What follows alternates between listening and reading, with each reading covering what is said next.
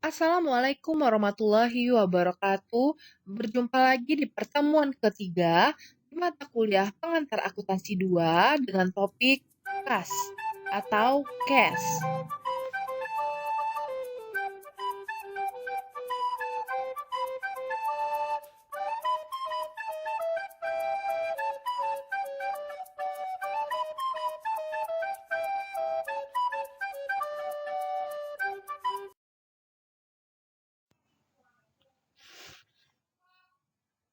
Apa sih CAS itu?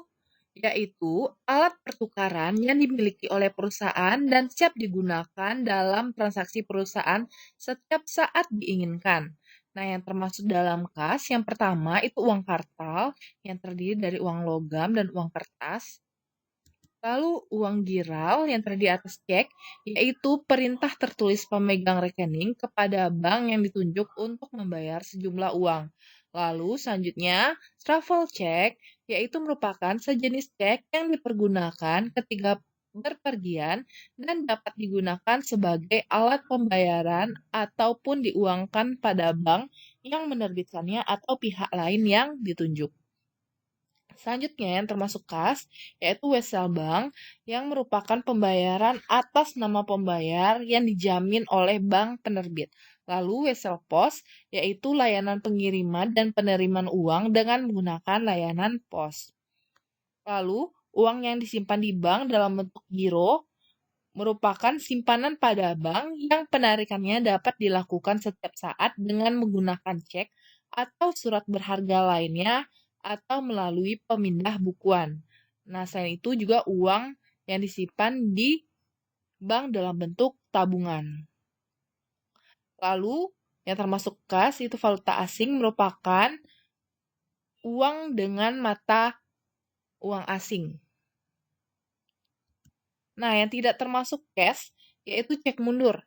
Cek mundur yaitu cek yang diberi tanggal mundur dari tanggal sekarang. Misalnya, Tuan A menerima cek pada tanggal 10 Mei 2016. Namun dalam cek tersebut tertulis tanggal 15 Mei 2016. Berarti Tuan A baru bisa mencairkan cek tersebut sesuai dengan tanggal yang tertera di dalam cek yaitu tanggal 15 Mei 2016. Itu yang dimasuk dengan cek mundur. Lalu juga yang tidak termasuk kas, yang cek kosong adalah cek yang pada saat diajukan pada bank tertarik untuk diuangkan, tetapi tidak tersedia dana yang cukup pada rekening nasabah penarik cek tersebut, sehingga tidak dapat diambil uangnya gitu. Selanjutnya, deposito berjangka, di mana itu merupakan uang yang disimpan di bank dalam waktu yang sudah disepakati antara nasabah dan bank, gitu ya. Jadi yang tidak termasuk kas ini adalah di mana itu tidak bisa dikaskan setiap saat diinginkan. Jadi dia ada jangka waktu yang telah ditetapkan. Jadi di sini kas itu meliputi uang logam, uang kertas, cek giro, wesel, dan simpanan uang yang tersedia untuk ditarik kapan saja dari bank dan lembaga keuangan lainnya. Jadi kunci kas di sini dapat ditarik kapan saja. Nah, di mana dalam laporan posisi keuangan, kas merupakan aset yang paling lancar dalam arti paling sering berubah. Hampir pada setiap transaksi pada pihak luar perusahaan, kas akan selalu berpengaruh.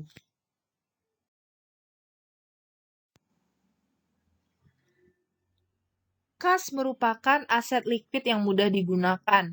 Banyak yang menginginkan sehingga mudah dicuri oleh pihak yang tidak bertanggung jawab.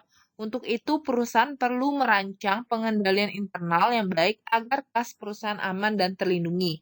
Nah, perlindungan terhadap kas dapat berupa fisik maupun perlindungan untuk menjaga agar kas tidak digunakan untuk kepentingan yang tidak seharusnya. Nah, beberapa bentuk pengendalian terhadap kas misalnya sebagai berikut. Yang pertama itu terdapat pemisahan tugas antara pihak yang melakukan otorisasi dengan pembayaran, pihak yang melakukan pengolahan kas dan pencatatan, lalu pihak pengguna dan pihak pembayar. Nah, jadi intinya di sini harus ada cross-check dan kontrol dari pihak lain, sehingga penyalahgunaan wewenang dapat dihindari. Lalu yang kedua itu penggunaan lemari besi atau brankas untuk menyimpan tas atau di ruang tertutup dengan akses terbatas. Lalu yang ketiga itu penerimaan dan pengeluaran kas itu menggunakan rekening yang berbeda. Yang keempat itu pengeluaran uang itu dilakukan melalui bank dan menggunakan cek sehingga terdapat pengendalian pencatatan oleh pihak lain. Lalu yang kelima itu penerimaan kas dilakukan melalui bank untuk keamanan dan pengendalian pencatatan. Lalu yang keenam itu penggunaan sistem kas kecil untuk memenuhi kebutuhan kas dalam jumlah kecil. Nah, yang disarankan di sini menggunakan sistem impres kas kecil. Karena jumlah dana kas kecil akan terkontrol dan tidak akan terjadi penumpukan dana kas kecil dalam kasir kas kecil. Selanjutnya yang ketujuh itu rekonsiliasi antara pencatatan perusahaan dengan rekening koran bank. Jadi selanjutnya yang akan kita bahas itu terkait dengan sistem dana kas kecil.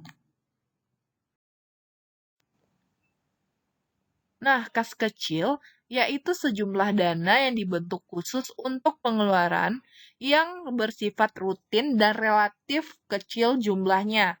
Terdapat dua sistem kas kecil, yaitu yang pertama, sistem impres kas kecil, di mana mekanisme kas kecil itu dengan dana dipertahankan tetap.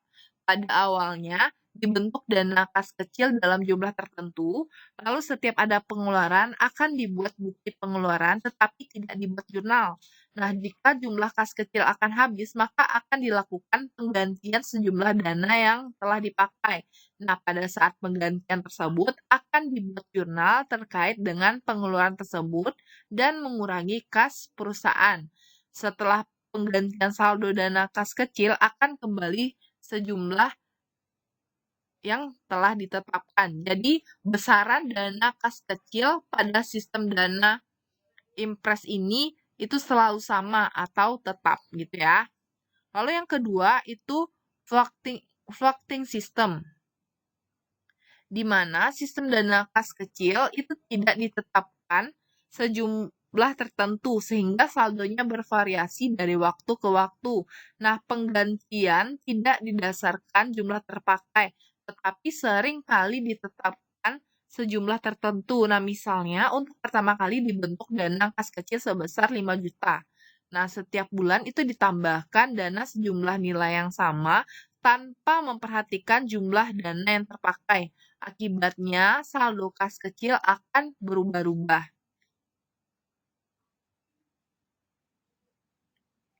Nah, selanjutnya kita akan membahas terkait dengan soal kasus kas kecil. Nah, berikut PT Agung pada tanggal 1 Desember 2018 dibentuk dana kas kecil sebesar 6 juta. Pada tanggal 4 Desember 2018, pembelian perlengkapan kantor sebesar 350.000. Lalu tanggal 10 Desember 2018 itu pembayaran listrik, air, dan telepon sebesar 2.800.000. Tanggal 14 Desember 2018 terdapat biaya rapat dan pertemuan sebesar 840.000. Lalu tanggal 26 Desember 2018 terdapat biaya makan dan minum karyawan sebesar 1.760.000. Kas kecil yang ada tanggal 26 Desember 2018 sebesar 200.000. Diminta, buatlah jurnal dengan menggunakan dua sistem kas kecil.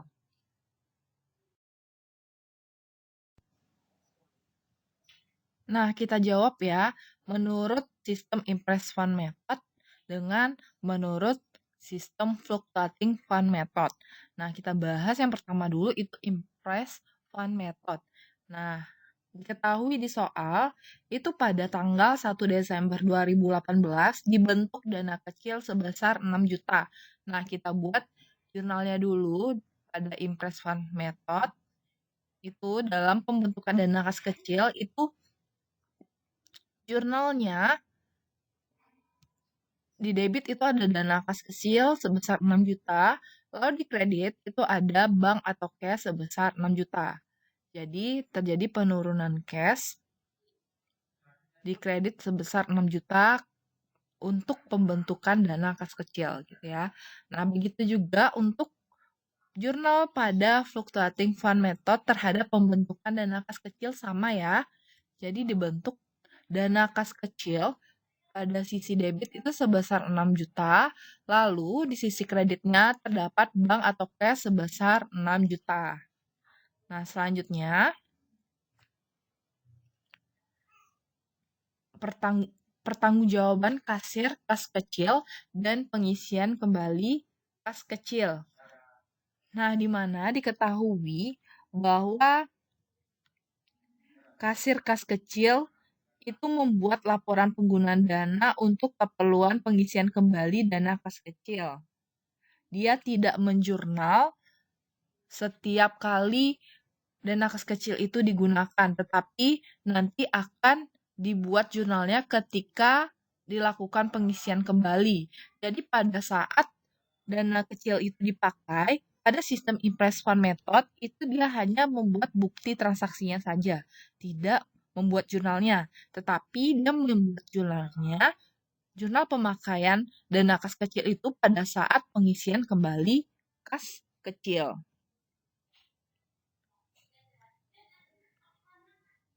Nah, pengisian dana kas kecil selalu sebesar pengeluaran yang telah dilakukan. Jadi di sini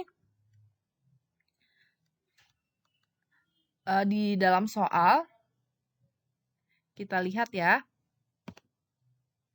Dalam soal itu pada tanggal 4 Desember 2018 itu terjadi pembelian perlengkapan kantor sebesar 350.000. Lalu tanggal 10 Desember 2018 terjadi pembayaran listrik, air, dan telepon sebesar 2.800.000. Lalu tanggal 14 Desember 2018 terjadi biaya rapat dan pertemuan sebesar 840.000. Lalu tanggal 26 Desember 2018 itu biaya makan dan minum karyawan sebesar 1.760.000. Nah, kas kecil yang ada pada tanggal 26 Desember 2018 sebesar 200.000. Nah, jadi karena sebesar 200.000 dan itu dana kas kecil yang hampir habis, makanya akan diisi kembali. Nah, kan transaksi yang terjadi atas penggunaan dana kas kecil itu terjadi tanggal 4 Desember 2018 sampai 26 Desember 2018. Tetapi pencatatannya itu pada saat pengisian kembali kas kecil itu pada tanggal 26 Desember 2018 karena di saat itu juga dihitung berapa sih sisa dari kas kecil yang ada sebesar 200.000. Nah, kita lihat ya di sini. Jadi nanti jurnalnya itu di debit biaya-biaya yang digunakan dari dana kas kecil itu di debit, lalu di sisi kreditnya itu berupa bank atau kas yang merupakan jurnal untuk pengisian kembali dari dana kas kecil gitu ya. Jadi ini kita lihat tanggal 26 Desember itu terdapat di debitnya itu biaya perlengkapan kantor sebesar 350.000, lalu biaya listrik, air, dan telepon itu 2.800.000, lalu biaya rapat dan pertemuan itu 840.000, lalu biaya makan dan minum sebesar 1.760.000. Nah, itu di debitnya. Nah, di kreditnya itu ada bank atau cash sebesar 5.800.000. Nah, kenapa ada selisih cash di sini? Karena setelah dijumlahkan semua biaya yang telah digunakan dengan menggunakan dana kas kecil itu hanya sebesar 5.750.000. Sedangkan diketahui sisa dana kas kecil itu sebesar 200.000. Nah, seharusnya terjadi pemakaian sebesar 5.800.000 sehingga 5.800.000 inilah yang diisi. Nah, karena terjadi perbedaan itulah maka terdapat selisih cash sebesar 50.000. Nah, begini ya cara-carinya. Jadi pembentukan dana kas kecil itu kan 6 juta. Lalu pengeluaran yang digunakan dari dana kas kecil dari biaya perlengkapan kantor sampai biaya makan dan minum itu sebesar 5.750.000. Sisanya 250.000. Nah, yang ada diketahui di soal itu 200.000. Makanya terdapat selisih cash sebesar 50.000. Nah, 50.000 ini diapakan selisih cashnya? Nah, di mana ada dua alternatif. Yang pertama, apabila si kasir dari dana kas kecil ini berhasil menemukan bukti yang hilang sebelumnya, sehingga dia lupa untuk membuat bukti transaksi bahwa telah dilakukan penggunaan dana kas kecil. Nah, misalnya nih, apabila ditemukan bukti transaksi yang hilang, misalnya biaya perangko. Nah, makanya jurnalnya nanti itu di debitnya terdapat beban biaya perangko. Lalu di kreditnya itu kita hapuskan selisih kasnya sebesar 50.000 gitu ya. Jadi di debitnya itu biaya perangko 50.000, lalu di kreditnya itu ada selisih kas 50.000. Nah, misalnya alternatif yang kedua, apabila tidak ditemukan bukti transaksi yang hilang itu, maka diganti dengan uang sendiri dari kasir kas kecil. Makanya nanti di debit itu ada cash, penerimaan cash dari uang sendiri kasir dana kas kecil sebesar 50.000, lalu di kreditnya itu ada selisih kas sebesar 50.000. Gitu ya. Nah, di sini berbeda, kita lanjut ke fluctuating fund method. Nah, di mana diketahui di fluctuating fund method itu di mana tiap penggunaan dari dana kas kecil, maka selalu di jurnal. Nah, selain itu juga di fluctuating fund method, dalam pengisian kembali kas kecil, itu juga diisi berapa sih, diisi berdasarkan kebijakan dari kas kecil. Jadi misalnya, walaupun ada selisih kas, dia bisa saja menambahkan penambahan pengisian kembali dari fund method. Dimana misalnya nih, kan yang kepakai itu 5.800.000, tetapi dia malah mengisi kembali misal sebesar 6.200.000. Sehingga selisih cashnya itu kan jadi apa? Jadi terhapuskan karena pengisian kembali melebihi dari saldo awal dana kas kecil kayak gitu ya. Jadi kita masuk ke jurnal tiap-tiap transaksi selama bulan Desember. Nah, kita masuk yang pertama itu tanggal 4 Desember 2018 itu pembelian perlengkapan kantor sebesar 350.000. Nah, jurnalnya itu pada tanggal 4 Desember biaya perlengkapan kantor sebesar 350.000 di debit, di kreditnya itu ada dana kas kecil. Lalu kita lanjut tanggal 10 Desember 2018 pembayaran listrik, air, dan telepon itu sebesar 2.800.000. Nah, jadi nanti dicatat 10 Desember 2018 di debitnya biaya listrik, air, dan telepon sebesar 2.800.000 di debit, kreditnya dana kas kecil sebesar 2.800.000. Lalu tanggal 14 Desember 2018 itu terdapat biaya rapat dan pertemuan sebesar 840.000. Jadi nanti ada dicatat pada 14 Desember itu biaya rapat dan pertemuan 840.000 di debit, di kreditnya dana kas kecil. Lalu tanggal 26 Desember 2018 itu nanti dicatat biaya makan dan minum sebesar 1.760.000 di debit, di kreditnya itu terdapat dana kas kecil gitu ya. Nah, lalu kasir kas kecil meminta pengisian kembali dana kas kecil sejumlah 6.200.000. Nah, di mana diketahui bahwa kas yang terpakai hanya sebesar 5.800.000 karena setelah dihitung kembali dana kas kecil hanya sebesar 200.000. Seharusnya di dalam invest fund method itu yang diisi kembali itu sebesar 5.800.000. Tapi ini fluctuating fund method itu tergantung kebijakan dari kasir dana kas kecil berapa yang akan ditambah. Nah, di sini kasir bilang bahwa dia akan mengisi sejumlah 6.200.000. Jadi pada saat jurnal pengisian kembali itu di debit ada dana kas kecil sebesar 6.200.000, itu di debit, di kreditnya itu bank atau cash sebesar 6.200.000. Nah, di mana diketahui di sini kita hitung saldo akhir dari fluctuating fund method setelah setelah diisi kembali sebesar 6.200.000. Berarti 6.200.000 ditambah dengan sisa yang ada pada dana kas kecil itu sebesar 200.000, nanti saldo dari petty cash atau dana kas kecilnya pada fluctuating fund method itu sebesar 6.400.000. Nah, kalau impress fund method itu tetap saldo petty cash-nya atau dana kecilnya sebesar 6 juta. Karena di impress fund method itu yang diisi kembali sesuai dengan berapa yang digunakan. Nah, dalam rangka pengendalian, sistem impress itu lebih baik karena jumlah dana kas kecil akan terkontrol dan tidak akan terjadi penumpukan dana kas kecil dalam unit pembayaran atau kasir. Nah, mekanisme pengendalian juga terjadi karena setiap penggantian itu akan dilakukan perhitungan dana kas kecil terpakai dan tersiksa sehingga dapat memonitor pemakaian dan memastikan tidak ada uang yang hilang. Nah, sedangkan untuk fluctuating system itu jumlah dana di kasir tidak terkontrol dan jumlahnya dapat bertambah terus jika dana tidak terpakai.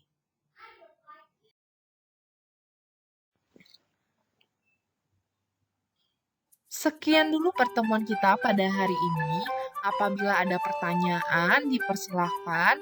Wassalamualaikum warahmatullahi wabarakatuh.